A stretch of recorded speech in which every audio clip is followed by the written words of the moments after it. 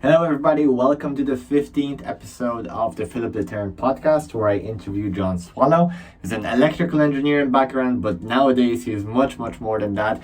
He's in the process of building and succeeding at doing so the company called Test Consulting. What they do is they basically make buildings smart by using information technology. So basically figured out how to measure as many things as possible within a building and optimize it for better energy usage, for environmental reasons, and just to make the whole thing work better. And this whole interview is really about that. It's really about how can we use information to make the whole world better, and where is the world heading. We talked a lot about the Internet of Things, which is really going to be the topic, the name of this episode. It was really the core of what we were discussing, Industry 4.0, what the future will look like, and it was really a pleasure to get an insight from someone who has a lot of experience in the industry, is actually helping to build this future.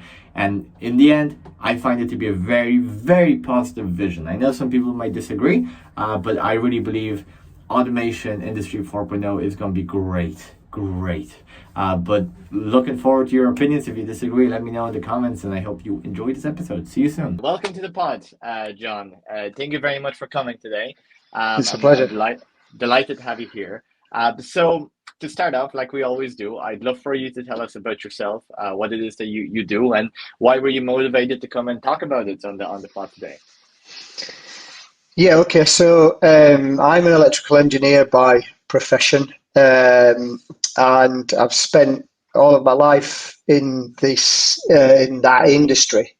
However, I took a little bit of a career change around about sort of 20 years ago and got involved in the energy environment.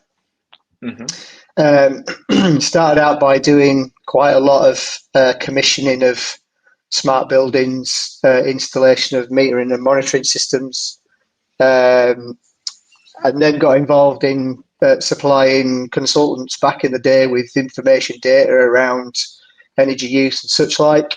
And via osmosis, basically learned a lot more via the journey. So in 2016, I set up Test Consulting, which is an energy consultancy business, primarily focused on providing businesses with support around energy use, but not in a typical way. So we use strategic elements such as ISO 50001 and such like, but also as well, because of the sort of career that I've had previously, we are really able to kind of like get under the hood of some of the typical scenarios that exist in buildings, and really come up with some inventive, innovative, novel ideas around not only data capture, but then solving the problems of controlling energy use and focusing on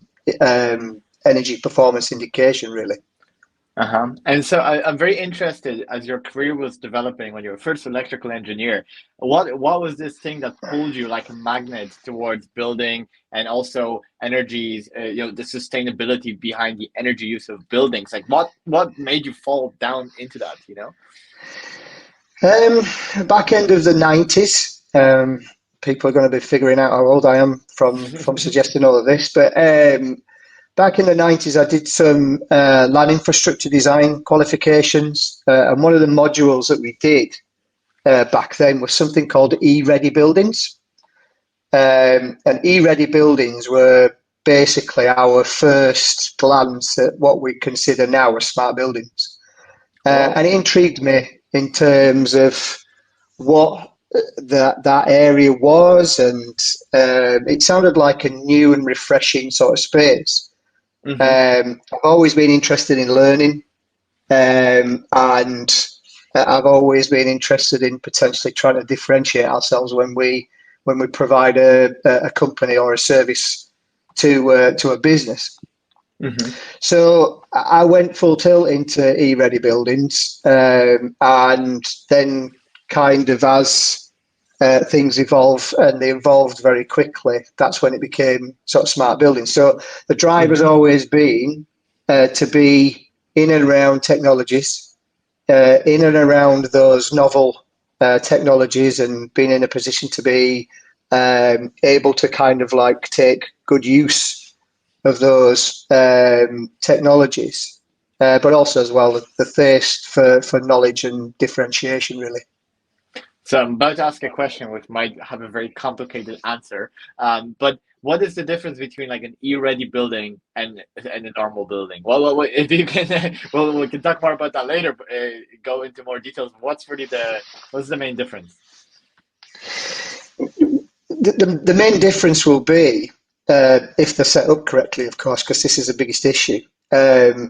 These buildings will be able to tell you when there's a situation that's arising that's not quite right. So the reason why they're smart is that because they're giving you feedback. They can only be as smart as the commissioning and the aptitude towards a building use in the first instance in order for you to get back the correct repository signals from these buildings. But in an idealistic world, these buildings would be set up correctly, the devices and the connectivity would be correct, and parameters would be set to make sure that if, say, for instance, on an abnormal set of conditions, like a weather change or something like that, the building would be able to potentially adjust its control systems, provide the right level of comfort, control, shading, so on. But also as well, then it would log the information and profile that against another day that would come along that would be very similar. And if those 2 days together aren't similar in an energy profile, then that should also be sending information back to a supervisor or a building controller to say something's not quite right, a piece of plant's missing, or an AHU's failed, or there's a condition that's happened in the building, which means that we're not at optimum in terms of either providing fresh air, energy, services to the building.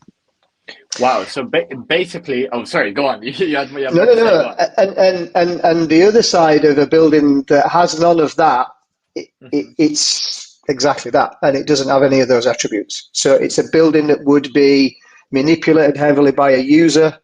The comfort control or the lighting or whatever would be specifically used to user requirements, and then potentially left on for longer because of the lack of controls. So what's super interesting about this, and I keep on basically learning this from guests, also from the content I consume, is that the future of this, like people call E or smart or anything like this, is really just down to measuring the variables that like make something work, right? So is this really the main difference between not smart and smart is the measurement, also the ability to change the variables, right? But measuring is really the first step. Am I right to say that? You're absolutely right. I think if we looked at carbon neutrality, net zero, things like that, they all follow, and even energy management, they all follow the same three principal rules, which is measure, reduce, and improve. So the indication of measuring is information. Without information, you can't start to make decisions. So it's like going to the shopping. It's like going shopping with a piece of paper with nothing on it. You know, if you've wrote a shopping list, you know what you need to go and get. If you've gone in with a blank piece of paper, you're going to end up with whatever you stick in your basket. Yeah. So I think the key is that realistically, data measurement is all information. That information then needs to be intelligently looked at, and then some decisions need to be made from what's actually going on before you can start to regulate performance. But without that layer in the first instance, you've got nothing. So it's difficult then to understand where you can reduce, and obviously very, very difficult then to improve on any reduction techniques that you might decide you want to do. I think what's really interesting about this insight, and both of us are entrepreneurs because I've started companies, you've started just consulting, maybe you started more even stuff before. But I think there's an opportunity for anyone listening or interested in starting a business is that basically there's a rule that if you start measuring something, right, you can make it better and provide value. Do you think that entrepreneurs should be looking at what is there in the world that could be improved if you start measuring it and actually applying the insights of the measurements to make it better? Do you think the kind of like Internet of Things? Do you think this is like where people should be looking, entrepreneurs specifically? I mean, it's a fantastic and ever evolving space. I think I have to say that in the whole of my career, I've never worked in a sector where we're evolving at such a pace. Obviously, the pandemic came, and we've come out of the pandemic, but then we've got energy crisis and so on. So, we're fraught with clients coming to us with specific issues around energy pricing, so on. So, and the whole industry also then is supported by a very good technical layer, and these are all entrepreneurs as well. So, companies who are inventing innovative ways of measuring, monitoring, detection within buildings. And they're all looking for sponsors. They're all looking for opportunities. And some of these guys are way, way younger than I am, which kind of complements to a certain extent because we're at the other end of our career with our 20, 30, 40 years worth of experience of doing stuff. So whilst it sounds like a sort of relationship that would never happen, it's almost a marriage in heaven because you've got these guys who have sat, worked out, used computers, come up with software, novel ideas, novel pieces of technology, bonded them together and are looking for someone to help them leverage into the space. We've seen some fantastic things in the last 6 months. We've been able to trial some of them as well. And these are, obviously we work B2B, but there's some very, very good sophisticated technology coming out in the domestic space as well for the use of manipulating solar, battery, car charging, profiles on electricity, when to turn your dishwasher on or off, use the washing machine, that sort of thing. So, yeah, I mean, it's a fabulous technological space, and it's full of good, solid ideas. And for anyone who's listening who's an investor or even, as you've suggested, an entrepreneur, find these people. They'll bite your hand off in terms of asking you for help. We're getting people coming to us because we do installation, we do deployment, we do commissioning, and we can't find places to put it quick enough. I see. So it's a great space. Actually, a question about the space and about, I think, how people have started to perceive it. Because Internet of Things has been around for a while as a kind of buzz term. I've seen quite a few times people comment being like, oh, like the big promise, Internet of Things. And it's like the only thing that works now is like automated vacuum or it's like there's such big promises that were like coming from Internet of Things since probably like 2010. And when you look at the world of 2010 and the world of 2022, I would have to admit that I don't see as much as I would have expected. I mean, the Apple Watch is in a sense like Internet of Things in a weird kind of way, kind of going in that direction, right? Because it's something that would never have technology before. That's, I think, a really good application. I love my Apple Watch. I think it's great. But when I look around my apartment or when I look around their office, I really don't see that many things yet. Why would you explain that? Well, because I believe in Internet of Things still, but why is it taking this much time? And do you agree with what I'm saying? Yeah, no, I do. I think the industry, in certain instances, it kind of works backwards because if we find something that's kind of like robust from an industrial perspective, like a washing machine, for instance, then that's come from industry. It's been built to a specific standard. You're going to be paying 200 or 300 euros more for it. but you know that they've been tested in the right environment. So these are the likes of hotels and where they're washing towels and all sorts of other things like that. So it's getting multiple use on a regular basis. So you're safe in investing that extra €200 or €300, knowing that basically the bit of technology that you're going to stick in a corner of the room is going to work for 10 plus years or whatever.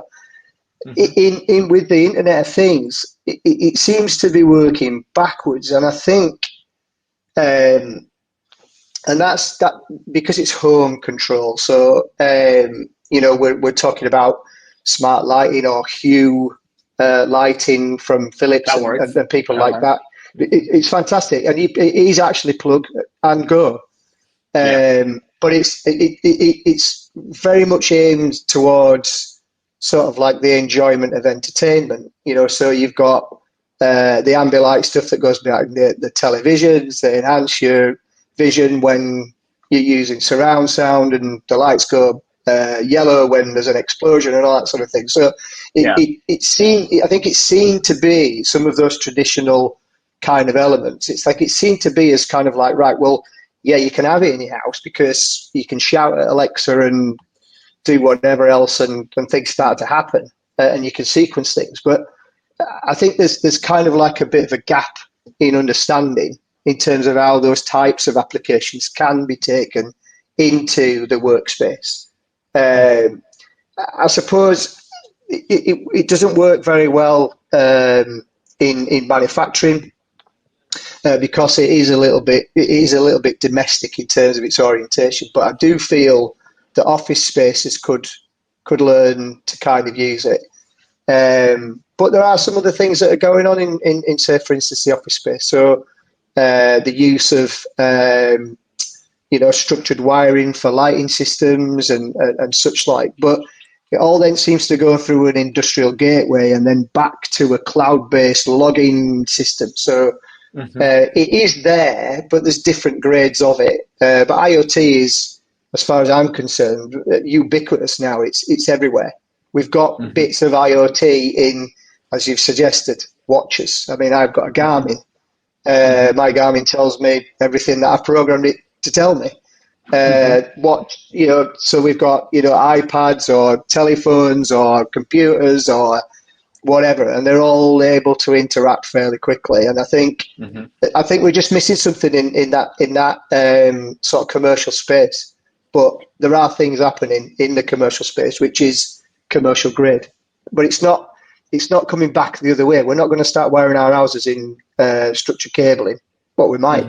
Some people have, but ordinarily it's a smart light bulb rather than a smart system.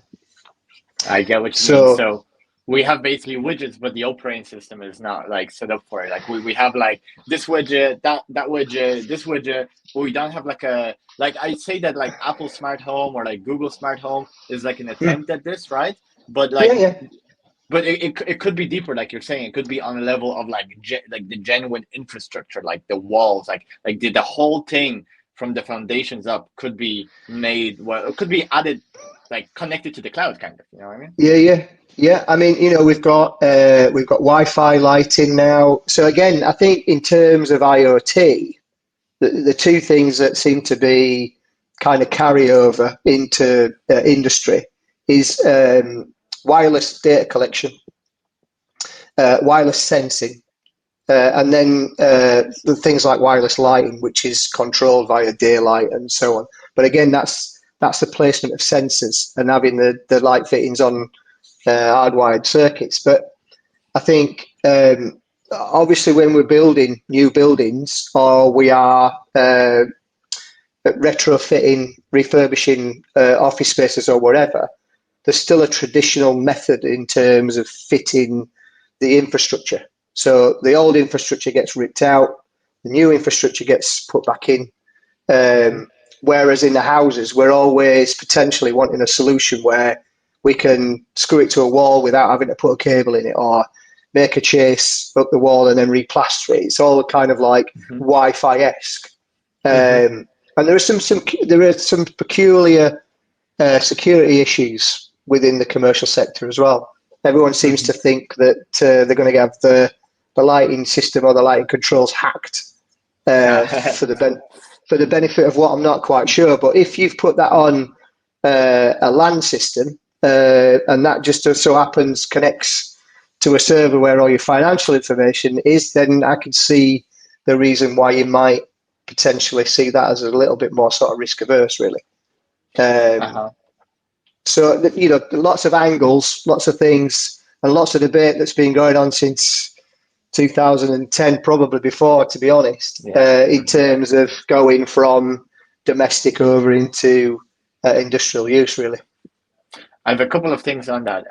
One, when you're saying that people think that their lives are going to get hacked, that's really similar when the internet was starting. It's kind of like you were afraid to use a card on the internet because you thought they're going to steal all your money, right? And that was through the noughties. That was like only recently e-commerce kind of got over this, right? It's kind of like we made so many transactions at this point, and it became so big. Amazon is so big that it kind of created a perception that now it's actually fine, but probably it was always fine. It was just like the perception was really the issue, and I think maybe it just takes time. Do you disagree? Humans are creatures of habit, and whilst everyone suggests that they want change, they'll surreptitiously go about potentially, analysing a particular area. We all use eBay, we all use PayPal, we all use Amazon, but go back, 10 years perhaps, maybe even longer, that these places were not as vogue as they are now. And again, it's all about potentially getting used to doing something, ensure, and if you have a bad experience, then realistically, you're not going to want to repeat the bad experience. Definitely. The population, the older population, the retired population, some of those people still go to bank counters. Some of those people have still got checks. Some of those people like to do that because that's what they like to do. Whereas we're all banking apps and so on and so forth. We don't have to leave our chair to get what we want anymore. Maybe for some people it's a good idea to get yourselves out and do a little bit, but at the same degree, you can quite literally, with all of the attributes, get everything to your home without moving, even the latest movie, So but we are transitioning and we are getting used to it, and this is the kind of thing that seems to happen in the industry. Proven. If it's proven, people start to scale up. If it's being used by well-known, respected brands, then people start to be more trustworthy, and that's the way it goes. Definitely. Now the second point, right? So this one's very, very interesting, and there might be a lot to unpack here. Do you think there's a possibility? And actually, let me circle back to your answer when I was saying that I feel like Internet of Things. I feel it didn't match my expectations yet. Like I feel like it is. I see it. As I said, there's some things that we already have. It's coming, but it's been coming for a long time, right? And do you think maybe it's because there's technology missing, and is that technology potentially 5G? And how do you think that when 5G becomes used by this, I just imagine all these ads with 5G in these cities, these Internet of Things, smart cities, all of these things. Do you think that might be why the transition is kind of slower, and when 5G becomes widely adopted, it will increase in speed? What do you think? I don't think it's completely 100% hell-bent on potentially having 5G. It will make a difference. But the uptake, again, I think it's more around the technology, and it's the understanding of it. But at the same degree, it's difficult to assess. I think what do you when you derive 5G as kind of like the second coming? What's your thoughts on that side? Just give me a little bit more context. So the value of 5G, as far as I understand, is that it will allow many more applications or to be connected with each other, right? So, and that's going to be what will provide the value. Like, I don't know if you're massively into Apple, but this is Apple's entire strategy Mm. is to make things work together. So when you start doing these smart technologies, a smartwatch, which we already have, smart glasses, which are definitely coming, even a Mhm. smart water bottle. I mean, you can make everything better by making it measurable, making the function that it performs measurable and optimizing that function. You can improve everything, but you can improve it even more if you have 5G and you can get all those things to talk together to make your whole life even better. So it's kind of like an exponential improvement on the utility. That's really the idea. What do you think about that? Um, yeah, I suppose we have to look back again a few years and around things like desktop PCs. So you used to call into work, you'd go and sit at the desk, and you would have your own tower and a TFT if you were lucky, and you'd log in on a server and you'd start doing your work. I think now, obviously, what we're talking about again is the capacity of wireless comms to speed all that process up, and multiple connections on from one place, which is not just computers, but then sensors, system architecture, data collection methods, lighting, building management control, so on. So, will it speed up the adoption? Well, all of the suggested um, projections for growth in this industry would suggest so. I'm still not so sure, though, that 5G is kind of like pivotal. Um, Uh-huh. it could be, but I've got no kind of statistical information that would suggest that that's the case. I mean, we have an advert running in the UK at the moment, which is around EE's 5G, and a bunch of technicians rock up at someone's house and plug in all of the telemetry to land a passenger aircraft. Mm-hmm. So, and it's all run through 5G. I've seen a couple of things as well where they've done remote surgery on 5G and such like. So Mm-hmm. it could do, because, again, I suppose what we're looking for and then the subliminal message in all of that advertising is it safe to use?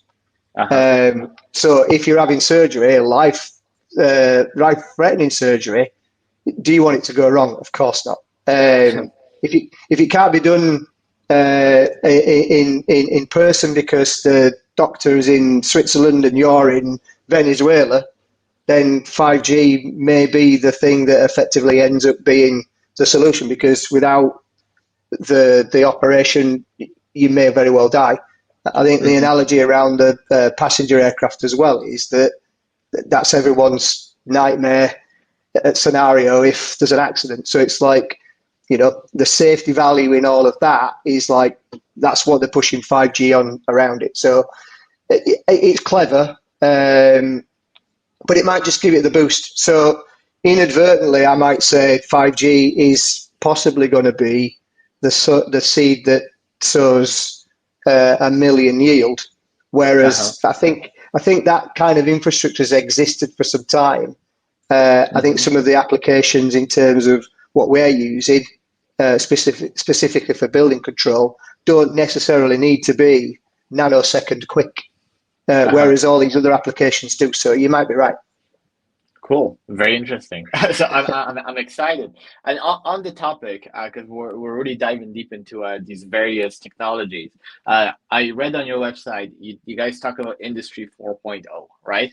So I'm Mm, really mm. interested. So I know very little about this. I would love to learn about what is Industry 1.0, 2.0, 3.0, 4.0. If you care to explain, I think it would be amazing to get this information. So what do Yeah, you think? so we've got the fourth industrial revolution, which is around robotics and automation of plant and such like. And again, I suppose we've got the same kind of thing preventing this from happening. That's the connectivity. Most things have to be hardwired or on Wi-Fi or whatever. But what we're talking about when we talk about Industry 4.0 is ensuring that all these things operate together, whether that's through an ERP system, or whether that's kind of functioning down into something like SCADA control, which is the supervisor control and acquisition of data for supporting of industrial processes. So if you think about machines that kind of make, I'll pick a very bad example, cigarette machines, for instance, Imperial Tobacco, heavily automated, and the process is that well defined that basically it's done in seconds. I suppose then the next thing to look at would be the likes of the automotive industry and the robots that start to build cars together. But then you can start to use things like IoT, for instance, to inform your supply chain of stock issues, forwarding orders. A supplier then can look at what you've got in terms of stock, and they can kind of allocate it themselves. It introduces the like of currency, different currency users, even Bitcoin, and such things like that. So it's an economic platform, but also as well one that basically binds all of the technologies together. So it's an overarching system that effectively provides connectivity, information transfer, and again other ways of potentially purchasing equipment as a vendor or supplier. I have so many more follow-up questions. Okay, so first of all, this is 4.0, right? So 3.0, I understand, would be internet related, right? So 4.0 is like automation, smart data analysis, which is what automation comes from, basically. 3.0 was internet, so like passing of information from one place to the other. What was 2.0? Exactly, was that like computers in the first place, or what was 2.0? So you would have had some sort of these would have been down into the individual components of the machines. So programmable logic controllers. So a little piece of conveyor might have moved a product down a line.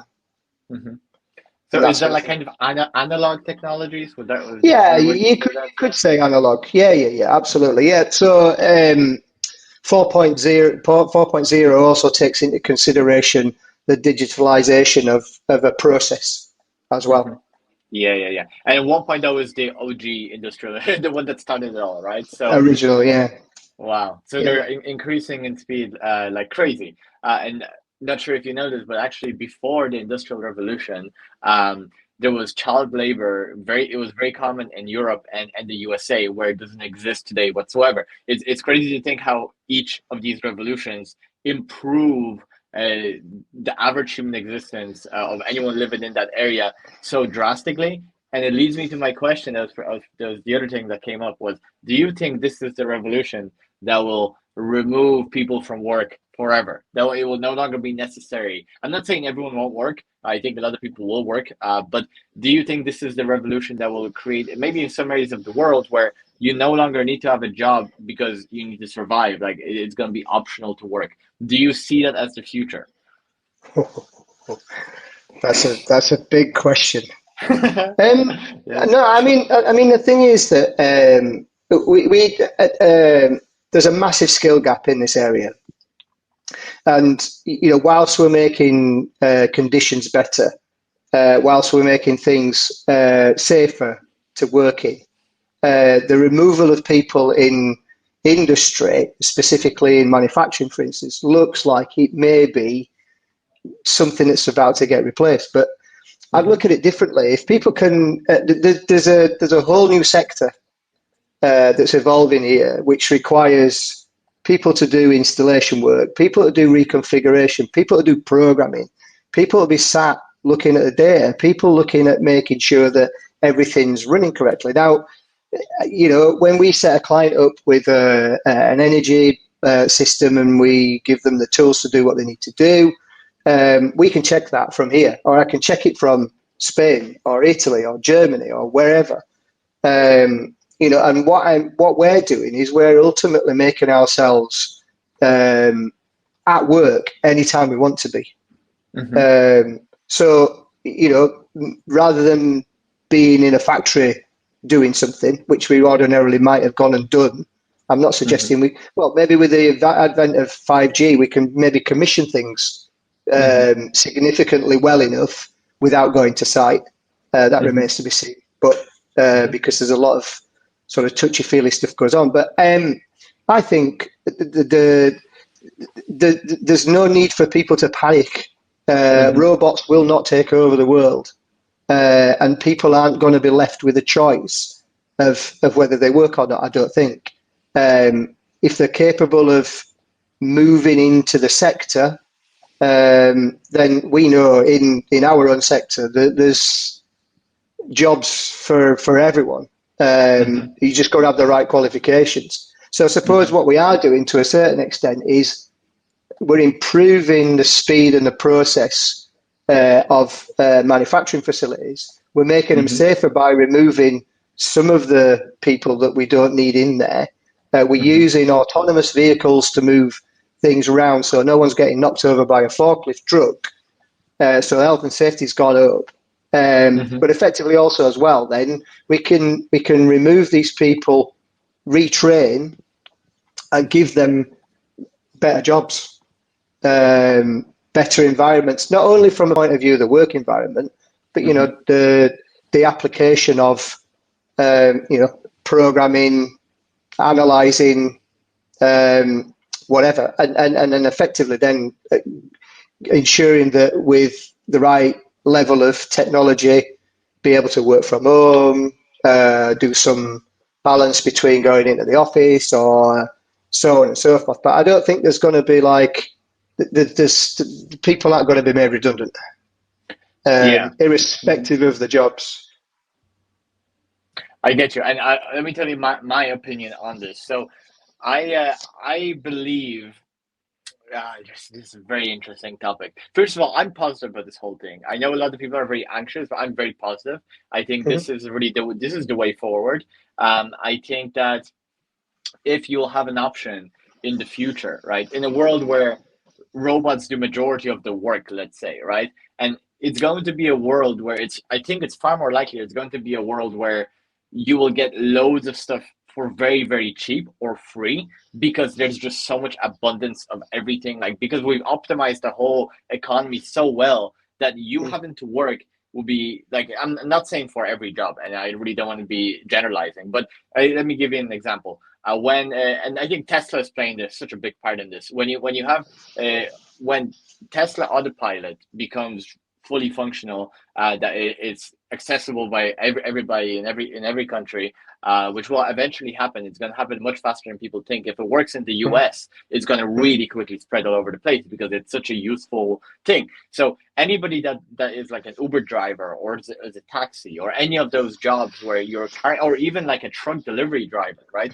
Those jobs will be replaced by Teslas. I think it's very difficult to even be lying to myself if I would say otherwise. I really think that this is really highly probable, right? And I think when considering that now they have obviously the Optimus, I think it's called the robot that they've made, right? I think this is still quite a bit away from production, probably like 2025. Tesla always says things way earlier than it actually happens. I would close to 2025, I would say some of those might be operational, and then that will start to potentially remove people from the need to having to work in a factory. But I think in the long term, do you hear of the concept of UBI, Universal Basic Income?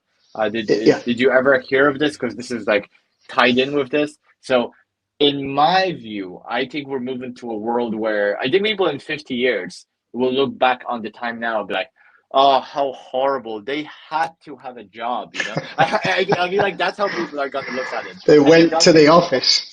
Yeah, like, wow, they went to the office Monday to Friday. That was like their whole life. I think that people will look back the same way that we look back at when people, when half the kids or like one quarter of the kids you're gonna have would die as teenagers. That's the past. That's like that. It needs to be probably even worse than this. Like the average Yeah, life expectancy was like 27 or 32 for in Europe, for such a long time. And we look back at that like, wow, that was like horrible. How did these people manage to like not be depressed and just like give up on life? And I really think that it's highly probable that people will look back now and be like, yeah, I don't need to work. I get all this free stuff, like all the robots do the work. I'm just gaming all day, and they'd be like, virtual reality game. I still think people will work. I really think there'll be a lot of people that, and I still think some jobs will be needed. I just think there's going to be less of them. I know, talking for a while, what's your opinion on this?